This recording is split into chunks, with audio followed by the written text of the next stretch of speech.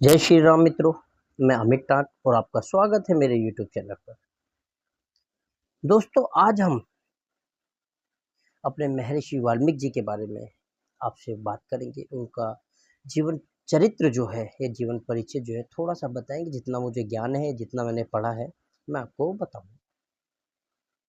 दोस्तों, सबसे पहले मैं आपको बताना चाहता हूँ कि उनके बहुत सारे नाम हुए, जिनमें वाल्मीकि, रत्नाकर, बालासाह नूरी, झोसड़ा ऋषि, और आप समझेंगे बल्लभ भी उन्हें कहा गया है, और अंत में अष्टावकर, ये भी उन्हीं के नाम थे।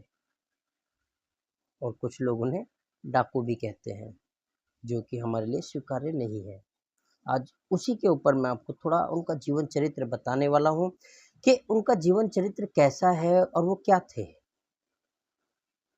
लोगों को दिमाग में एक छोटी सी मनगढ़ंत कहानी बक दी और उसी को इतिहास मान लिया गया।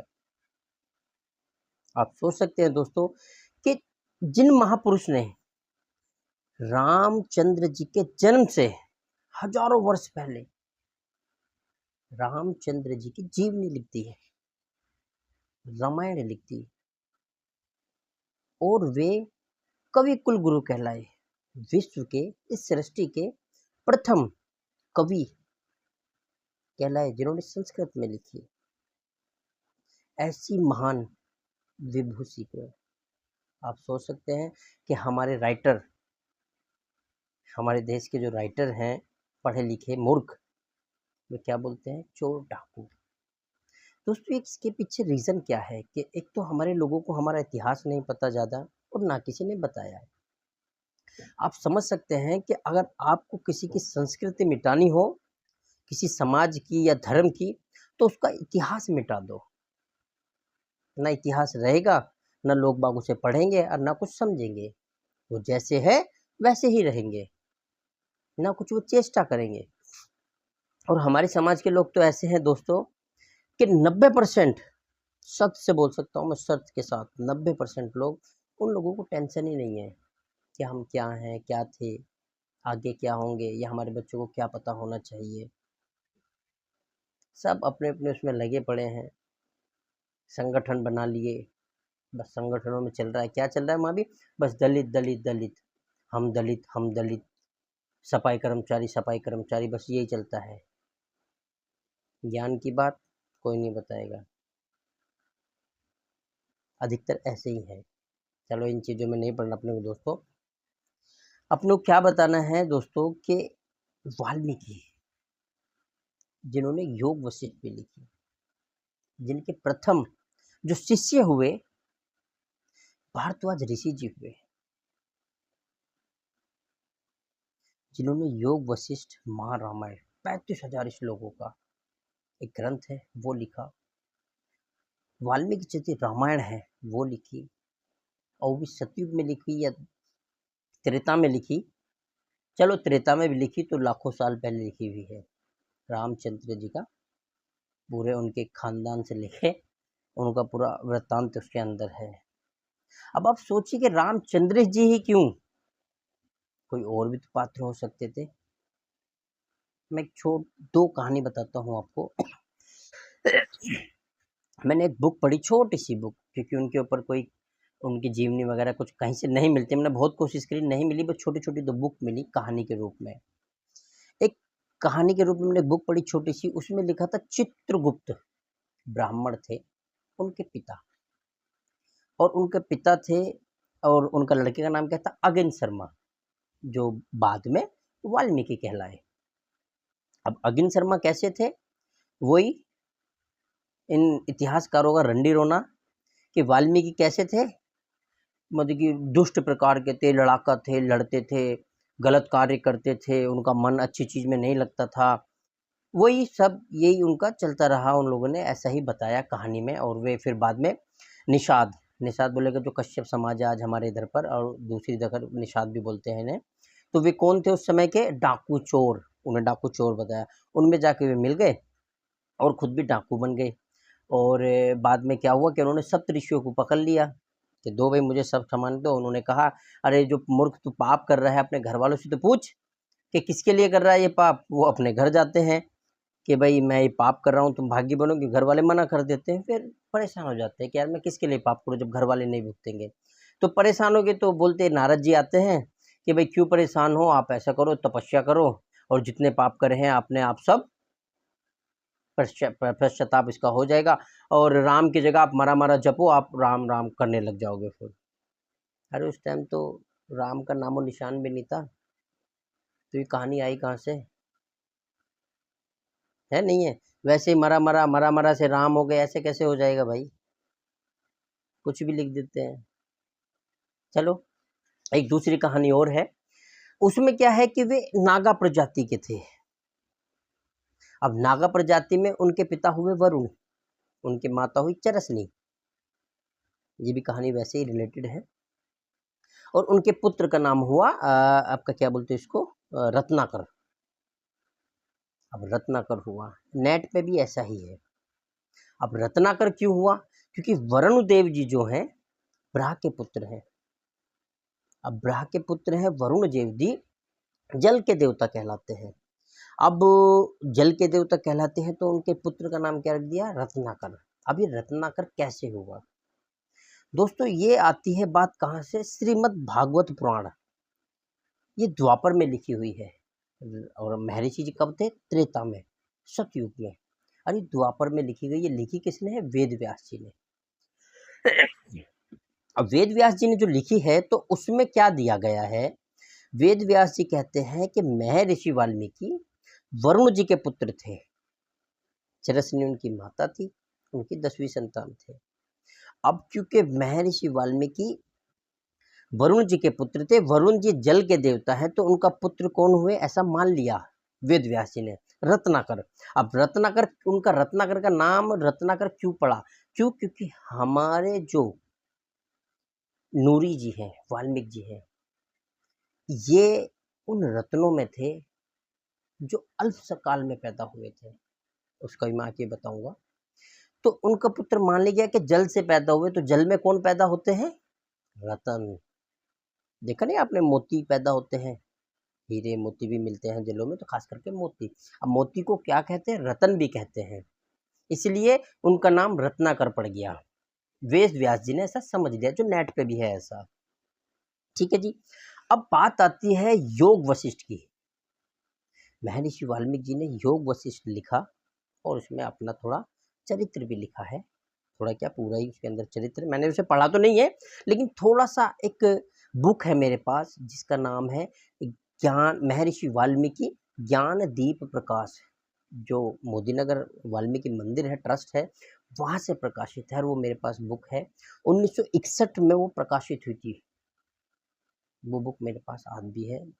और हर वाल्मीकि भाई को वह बुक पढ़नी चाहिए, अपने बच्चों को पढ़ानी चाहिए। अगर आपको वाल्मीकि चरित्र, वाल्मीकि जी के बारे में समझना है, हमारे कुलगुरु, हमारे जो वंशावली है उनके बारे में समझना है, तो आपको यह बुक कहीं से भी ढूंढनी चाहिए। मैं आपको फिर बता दूं, महर्षि वाल्मीकि ज्ञान दीप प्रकाश, मोदीनगर से प्रकाशित हुई थी। जो भी आप समाज के बारे में, समाज के जागरूक व्यक्ति हैं, तो आपको इस प्रकार की बुक पढ़नी चाहिए। और कहीं भी वाल्मीकि जी का चरित्र कहीं नहीं मिलेगा, क्यों, क्योंकि जो बड़े विद्वान लोग हैं उनको क्या है, हमारे समाज का, हमारी जाति का जो इतिहास है वो नष्ट करना है, तो इसलिए वो अपने षड्यंत्र में लगे हैं। फिर भी हम जो कुछ छोटे मोटे जागरूक लोग हैं, ऐसों को आना चाहिए और ये चीज़ें बतानी चाहिए। हम थोड़ा सा पढ़े तो आपको बता रहे हैं। ऐसा भी हो सकता है कि हमारे जो 90% लोग हैं उन लोगों को नहीं पता ये सब चीज़ें, ठीक है दोस्तों। तो बात आती है अब कहाँ, योग वशिष्ठ पे। योग वशिष्ठ जी वाल्मीकि जी ने लिखी, और सबसे पहले अपने शिष्य, जो उनके शिष्य थे, कौन थे, प्रथम शिष्य भारद्वाज जी, उनको यह सुनाई, और यह भी बताया कि सृष्टि की उत्पत्ति किस प्रकार हुई।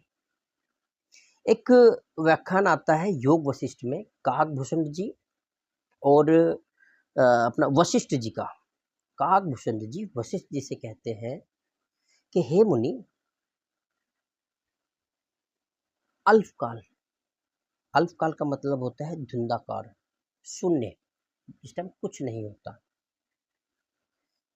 जो ब्रह्मा है ना हमारे, उनका एक दिन उनका जो एक दिन होता है, एक कल्प जिसे हम कहते हैं, वो 1000 महायुगों के बराबर होता है। मतलब जो हमारे ये युग होते हैं ना, 4 युग, आपका मतलब कि जैसे मान लीजिए कलयुग चल रहा है, कलयुग से पहले क्या था? द्वापर, फिर उससे पहले क्या था? त्रेता, त्रेता के से पहले क्या था? सतयुग।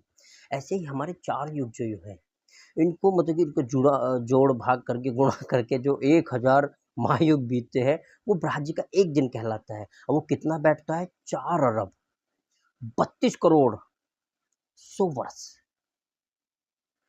तो एक बार क्या होता है, काकभूषण जी कहते हैं कि एक बार ब्रह्मा जी समाधि में लीन हो गए और वह 2 दिन तक समाधि में लीन ही रहे। अब सोचिए 2 दिन उनका कितना बड़ा होगा, जब एक दिन 4 अरब के बराबर है, तो 2 दिन कितने होंगे? उस समय जो उपजे ना, मैं उनके नाम बता दूं आपको। उस समय जो उपजे हैं, आप सुन सकते हैं, मुनि मतलब कि वशिष्ठ जी और भारद्वाज जी, पुलस्त्य, मारीच, नारद, इंद्र, कृतु, अंगाल, संत कुमार, वासुदेव और वाल्मीकि। ये मैं नहीं कह रहा हूँ, ये योग वशिष्ठ कह रही है, जो ग्रंथ है, महाग्रंथ है योग वशिष्ठ, वह बोल रहा है। उसमें काकभूषण जी और वशिष्ठ जी के बीच का संवाद। काकभूषण जी बोल रहे हैं कि वाल्मीकि भी अल्पकाल के उपजे हैं, अल्पकाल के। तो सोचिए, हमारे वाल्मीकि जी चोर डाकू कहाँ और कैसे हो सकते हैं? ये सब मंत्र ग्रंथ कहानियां हैं, हमारा जो इतिहास खराब करा गया है उसके ऊपर बनाई हुई है। यार आप भी जो पढ़े लिखे इतिहासकार है, थोड़ा समझो उस चीज़ को यार, क्यों एक जाति पे आपने थोप रखा है, उसको घृणित कर रखा है। एक जाति बहुत ही ज़्यादा अपने आप को लज्जित समझती है यार। अब तो फिर भी सब समझदार है, थोड़े तो लड़ भिड़ जाते हैं। पहले हम यही पढ़ते थे और सुनते थे, बस सब मूड खराब हो जाता था, झगड़ा हो जाता था। मत करो यार ये चीज़ें। जो भी आप पढ़े लिखे समझदार हो, तो कुछ इन चीज़ों को हटाओ और अच्छी चीज़ें लाओ, इनके बारे में अच्छा अच्छा बताओ, है ना? तो आप समझ सकते हैं कि अल्पकाल के, करोड़ों वर्ष, अरबों वर्ष पहले की बात है ये, पर उन्हें क्या बताया जाता है? डाकू। चलो ये तो त्रेता सतयुग की बात हो गई। अभी आप आ जाइए द्वापर में। अब द्वापर में कब आएंगे? द्वापर में जब महाभारत युद्ध था, जब महाभारत युद्ध पांडव हमारे जीत गए, उसके बाद अश्वमेध यज्ञ होता है, द्रौपदी जी करवाती है। तो अश्वमेध यज्ञ में कृष्ण जी साक्षात वाल्मीकि जी को आमंत्रित करते हैं। अब इसके पीछे भी एक कहानी है, लंबी कहानी, पर मैं आपको शॉर्ट में बता देता हूँ। वाल्मीकि जी को आमंत्रित करते हैं और एक शंख होता है, ऊपर रख देते हैं उसे पहाड़ पे कहीं, कि जब ये शंख बजेगा तो आपका यज्ञ संपन्न समझ लीजिए, नहीं तो यह संपन्न नहीं हुआ। और विश्व के, पूरी सृष्टि के देवता, ब्राह्मण, गरीब पुरजे जो भी है, सब आते हैं वहाँ, भंडारा खाते हैं, अपना अपना सब हिस्सा लेके चले जाते हैं। देवतागण, ब्राह्मण जो भी होते हैं, सबको खुश कर दिया जाता है। लेकिन क्या होता है, वो शंख नहीं बजता है। अब जब शंख नहीं बजता है तो समझो क्या हुआ, कि यज्ञ संपूर्ण नहीं हुआ, उन्हें मुक्ति नहीं मिलेगी, उन्हें जो भी प्रसाद मिलना था वो नहीं मिलेगा। जब कृष्ण जी कहते हैं कि आपने वाल्मीकि जी को कुछ कहा क्या, उनके बारे में कुछ गलत सोचा है क्या, उनके बारे में जो द्रौपदी जी होती है, मन में कुछ गलत सोच लेती है, तो इसलिए वाल्मीकि जी नहीं आते। फिर वाल्मीकि जी के पास द्रौपदी जाती है, उन्हें लेके आते हैं। उनके प्रकट होते ही वह शंख अपने आप बज जाता है और उनका जो यज्ञ होता है वो संपूर्ण कहलाता है। आप समझ सकते हैं कि द्वापर तो चलो महाभारत कालीन हमारा किला भी है परीक्षितगढ़, हम परीक्षितगढ़ में रहते हैं, ये तो समझ सकते हो ना। हस्तिनापुर भी हमारे पास ही है, इतना तो समझ सकते हो ना। तो यार सोचिए, हमारे गुरुजी को आप लोग चोर डाकू बोलते हो यार, बहुत गलत है ये चीज़। तो हमारे क्या, सभी के हैं, हिंदू धर्म के हैं पूरे यार, थोड़ा समझो। एक जाति को नीचा दिखाने के चक्कर में आप इतने नीचे मत गिरो, आप समझदार हो। ऐसे ही दोस्तों बने रहिए, आने वाले समय में और आपको वाल्मीकि समाज या वाल्मीकि जाति या हमारे वाल्मीकि गुरु के ऊपर मैं आपको और वीडियो दिखाऊंगा, बनाऊंगा, और अध्ययन करेंगे उनके ऊपर हम अपनी वीडियो के साथ। ऐसे ही मैं आपको जय श्री राम।